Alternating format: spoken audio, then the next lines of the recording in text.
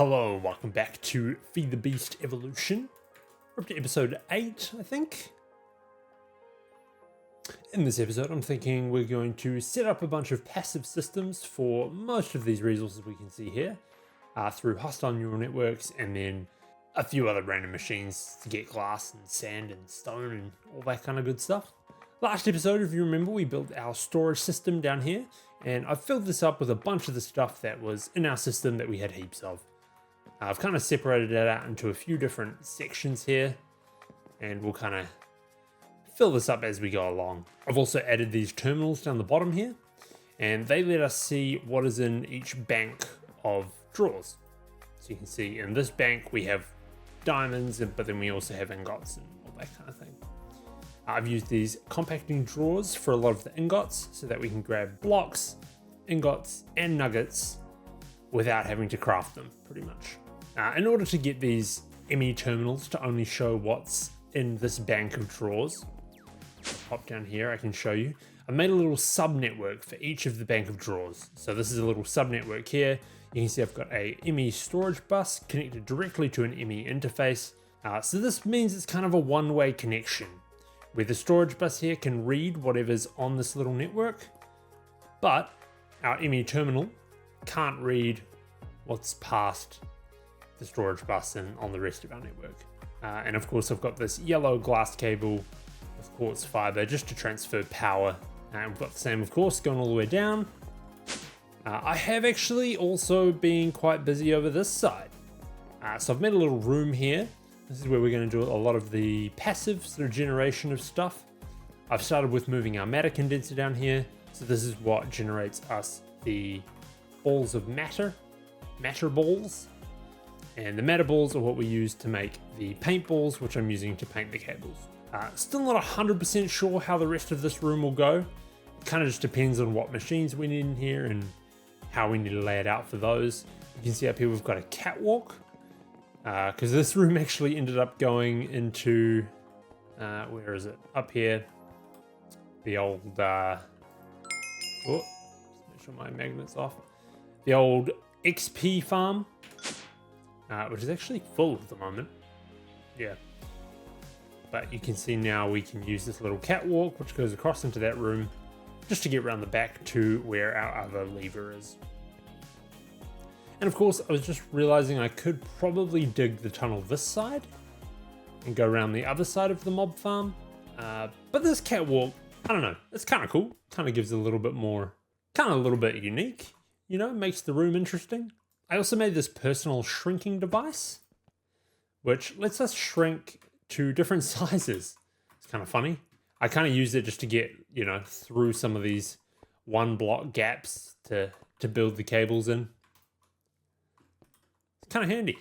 We can see under here, I've got another couple P2Ps going. So we've got one for our machines up here, which these are just processing machines with the barrels. And then the other comes down here, which is where I've got set up some smart cables for whatever machines we will have here. Just that we've got heaps of channels and we're good to go. Now you can see in the corner here, these are the things that I'm trying to passively automate by the end of this episode. For now, we'll ignore the hostile neural networks loot. I'll deal with that later. I just want to get these first six or so going, because these aren't a loot drop. These are just kind of processing. And it kind of follows down the chain. So we've got cobblestone, which we can grind into gravel, which we can grind into sand, which we can smelt for glass, or I think we can grind it up for silicon. Yes, crusher, sand, makes silicon. And silicon, of course, is used with all the processes for applied logistics. So that's something that would be great just to have a backlog of, really. First things first, cobblestone. Boom. I'm just going to take that off the list right now because we're already sorted there. Head down into our storage here. I had this little cell dock. If you remember, I explained this last time with the infinity cobblestone in it. So it's pretty much just a cobblestone generator within an applied logistics cell. So next on our list is gravel. Now gravel, I'm not really sure if there's much use for keeping it. Concrete powder is obviously one. Conduit binder composite. Okay, we might end up using that for Ender IO, I guess. A couple different mystical agriculture kind of things. Yeah, we'll see. Either way, I think might as well just passive it because we can. And I think the best way to do this is to use a crushing factory, and we'll just crush cobblestone. So first things first, I'm going to make a crusher. Hopefully I've got enough steel and other mechanism bits and pieces. Oh, looks like I need a couple lava buckets. Weird. There we go. I got a few since I'm sure we'll need them. Got a crusher. I would like to upgrade this to a crushing factory. We've got the basic version there. If we have the stuff, should be able to make a couple more advanced control circuits. I'd like to upgrade it again to the advanced crushing factory. To get this further, we'd need a bunch of elite control circuits and reinforced alloy. I guess, who doesn't love a good rabbit hole?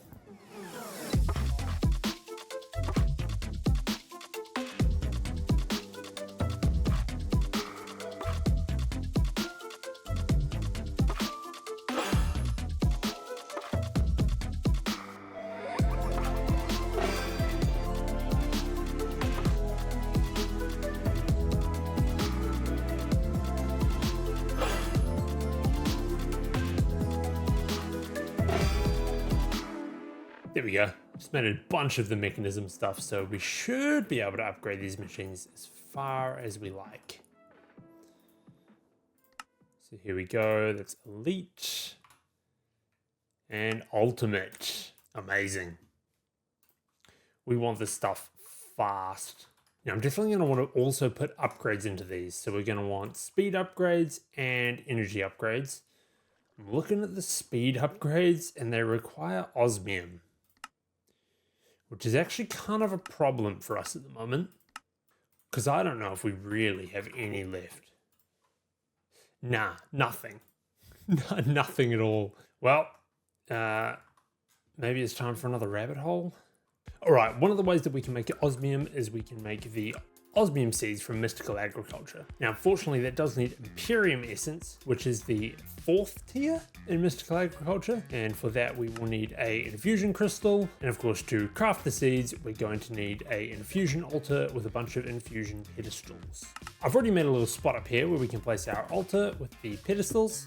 And then along with the infusion crystal, we better hope we have enough Imperium essence. Look at that. 4 Imperium essence. Towing the line here, aren't we? I'll make a prosperity seed base, little button, and we should be able to throw the prosperity seed base and the osmium and Imperium, and then that should make us some osmium seeds. Now, if you know anything about mystical agriculture crops, you'll know that we can't bone meal them, and I kind of want this guy to grow a little bit faster. We're already most of the way down the rabbit hole. What's a little bit further? I'm going to smelt some cactus so we get some green dye. I'm going to use a loot fabricator with our skeleton prediction to make a bunch of rib bones. And similarly with our creeper prediction to make some catalyzing glands. If we combine those, the green dye and some slime pearls that we got from something, I can make this fertile essence. We'll grab a lily pad, and up here in our infusion altar, we'll throw that, some tertium essence, and the fertile essence. And this should make us a lily pad of fertility. Never used one of these before, so we'll see how good it is.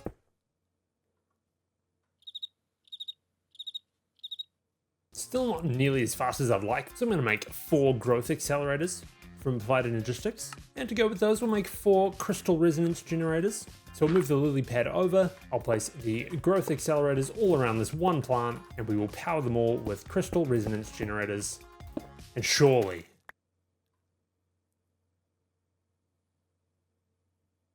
still not quite fast enough. So I'm going to craft an Actually Additions ring.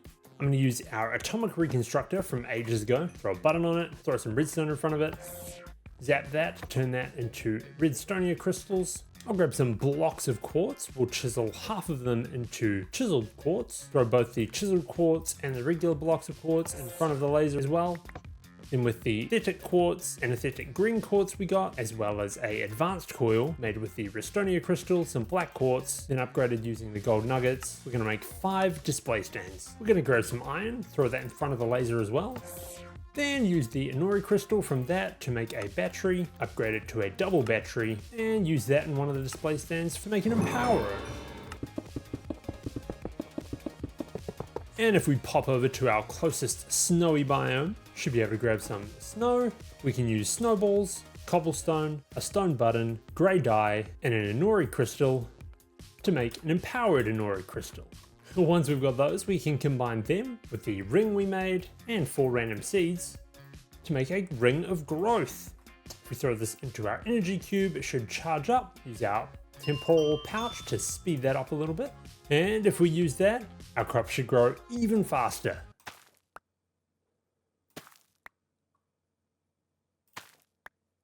This ring is great and all, but I don't really want to stand here, do I? We can make one of these harvester pylons, place it down with a barrel on top, give it a hoe, and it should be able to harvest automatically. Here we go, automatic osmium. Now, what did we need it for again? That's right, speed upgrades. So I'll crush that down.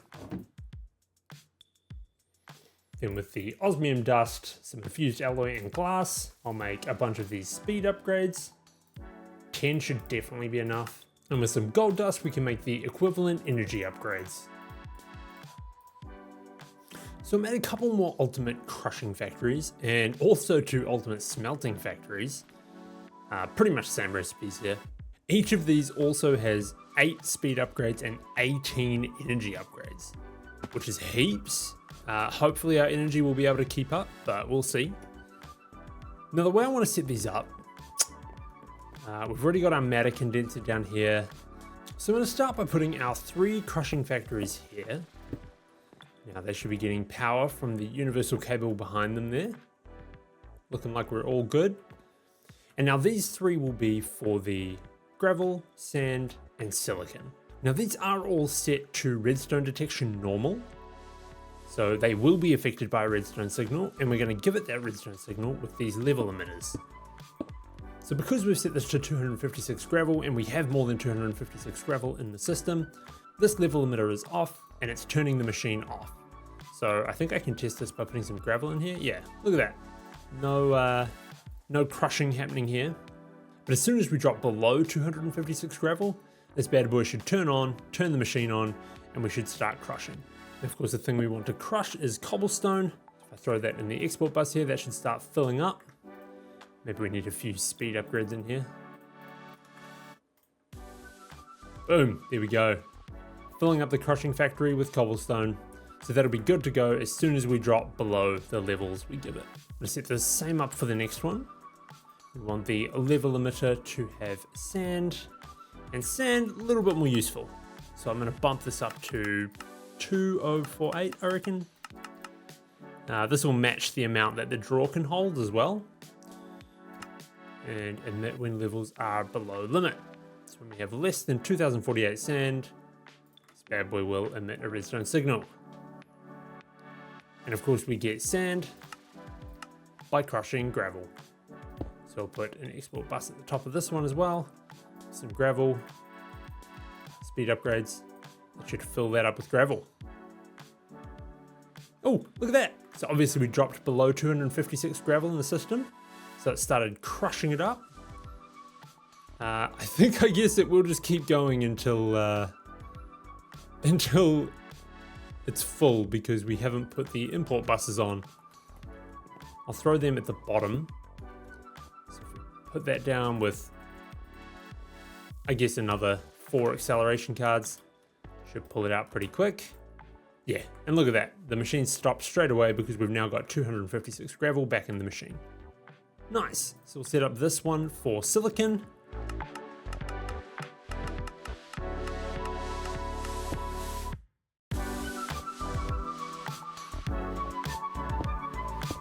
Nice. So you can see here actually, with this filling up with sand, we're dropping below the threshold and this thing is making sand. And just like that, it stops. Nice. So these 3 are done. Next up we have stone and glass. I think I'll probably put in this next bay over here.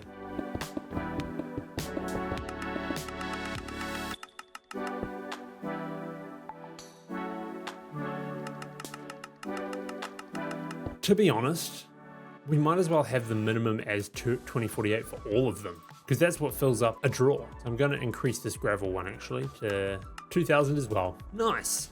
Looks like filling this up with sand is turning this on. It's all working according to plan. Now I did kind of prep all the drawers for this. and filled them up. So that's why none of these machines are kind of running right now. You can see here we've got 2K glass, almost up to 2K sand, gravel, stone. I think the silicon's over here somewhere. Yeah, 2K silicon. There we go. All that stuff should be passive now.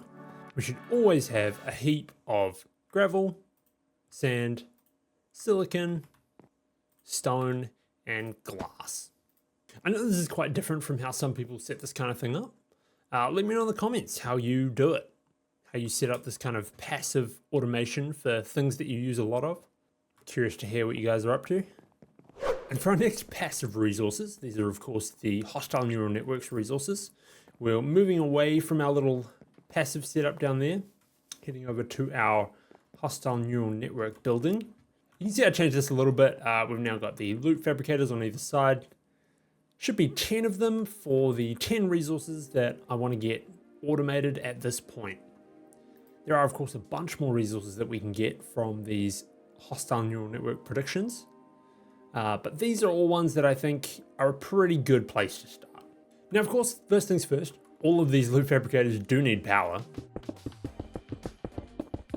We'll hook that up later. And I think the idea is that I'm just going to be importing and exporting with some level emitters. So we want to export.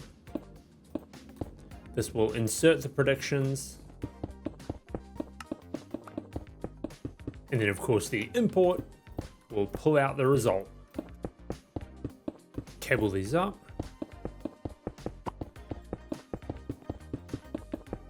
Now if I throw extra cables along the back here, we can use these level emitters to turn on and off the export buses. So this way we'll be inserting the predictions only if we need whatever resource it makes in the system, if that makes sense.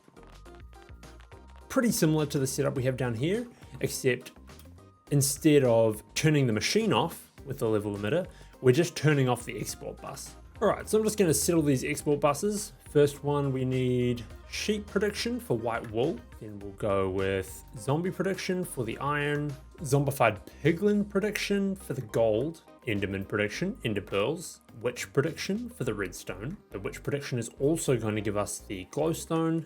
And I was gonna do sugar as well, but now that I think about it, we probably don't really need it. We do have a crazy sugarcane farm running. The witch prediction also gives us the sticks though.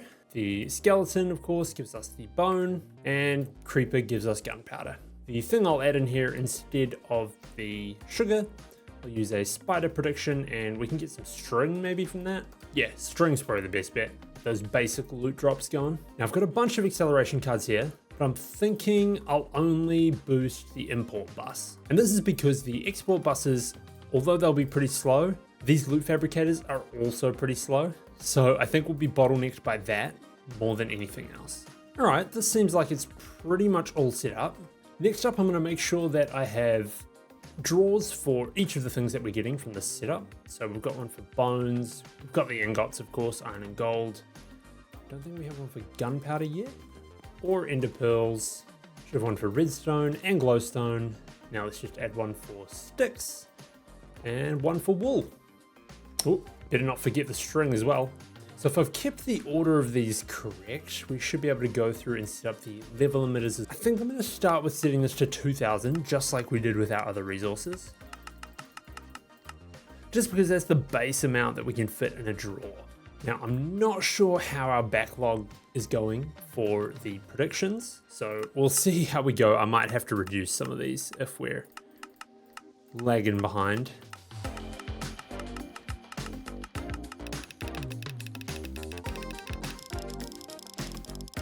Now I think we're ready to plug all this in.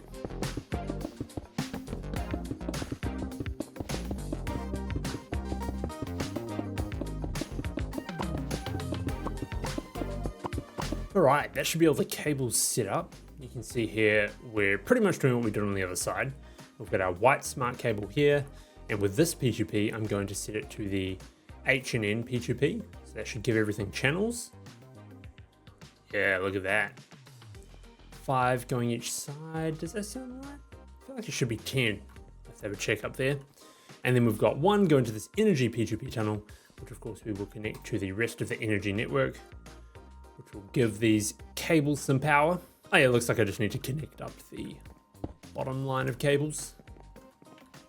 Alright, so this should be getting power, should be getting channels. It should really be all good to go. Nice, see all these loot fabricators are loading up with predictions because we don't have enough of whatever we've set as the resource that this fabricator is generating. Are there any that aren't filling up? Well, I guess we don't have 2,000 of any of these things, so that makes sense. They're all filled with power too, which is a good sign. So I think I just need to go through and just select what output we want, really. Here we want white wool. Look at that, the white wool is going into the system. Second one, we want iron. Then we want gold, ender pearls, redstone, glowstone, sticks, bones, gunpowder, and lastly some string. And you see what I mean about these being quite slow. So the unupgraded export buses are doing totally fine keeping this stocked up with predictions. Now the only thing here that I'm seeing that will be an issue is that we've got a whole stack of predictions in here. So as soon as we reach 2,000 of, in this case, string, there'll still be a whole stack of predictions here to chew through before it actually stops producing string. But I think that'll only be an issue sort of first time we're running it kind of thing, you know? Once we fill up with 2K of each of these things, we should be totally fine. Looks like we're running low on the sheep predictions, which kind of makes sense. I think that's the one that we've been running for the least amount of time. Now I guess what we should also do is probably set up some level emitters for the simulation chambers so that we don't just keep crafting these predictions forever. I wonder if we have some room under here. Oh, it's pretty chock-a-blocker. Looks like it though. We can, should be able to have some space behind these export buses. I might need to swap around the power and smart cable here. That might be the easiest way to do it.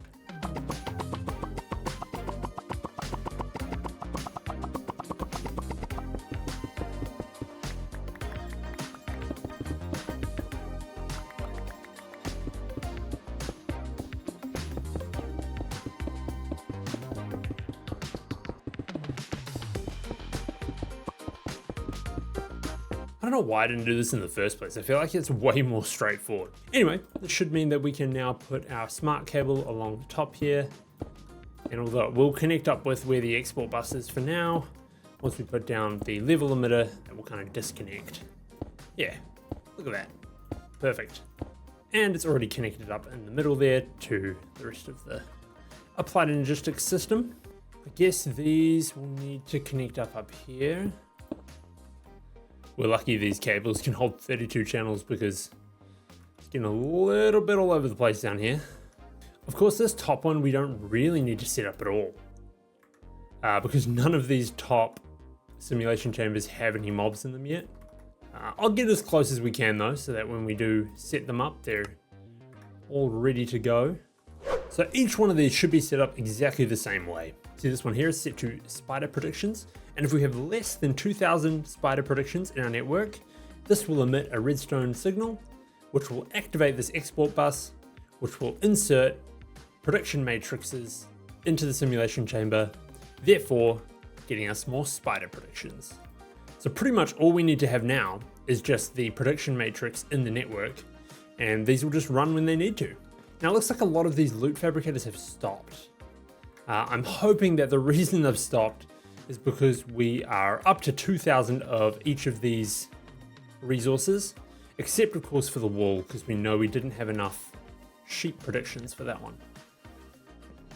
So we should be able to check in our system now. Yeah, look at that, 2,000 iron, 2,000 gold, more than 2,000 string, ender pearls, bone, look at that, we're just so loaded. Glowstone, redstone, you love to see it. Now, I have a drawer here that has 1,600 prediction matrix in it. So I'm thinking that I should just load this all into the system, right? We would be a good spot, probably here by our predictions.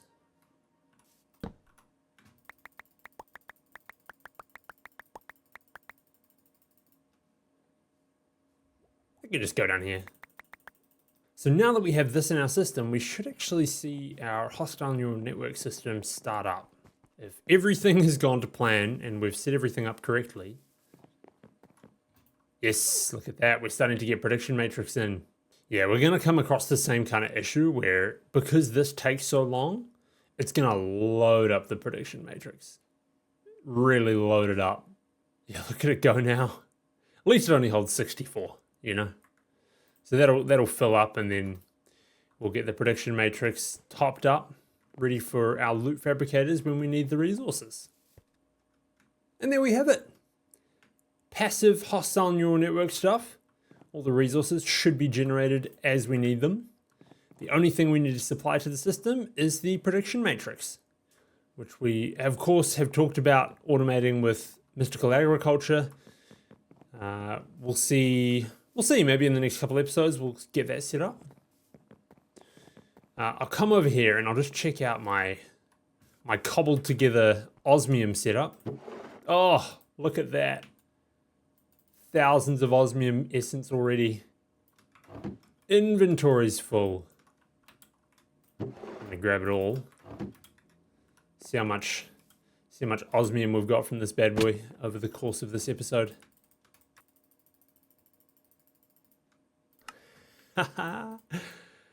We are no longer low on osmium. 1100. Man, we really need to get this setup going for a bunch more mystical agriculture, actually. That'll be real useful. Anything that we can't get from the hostile neural networks, we should totally get this set up. All right, with that, I think it's probably a good time there to wrap up the episode. We got so much done with all these resources now passively generated. It took a little bit longer for this episode to come out, of course, as you would have noticed. It's because I moved house. Yeah, so I'm a new setup. So things should be a little bit more regular from here on out after that little break. Like and subscribe if you enjoyed.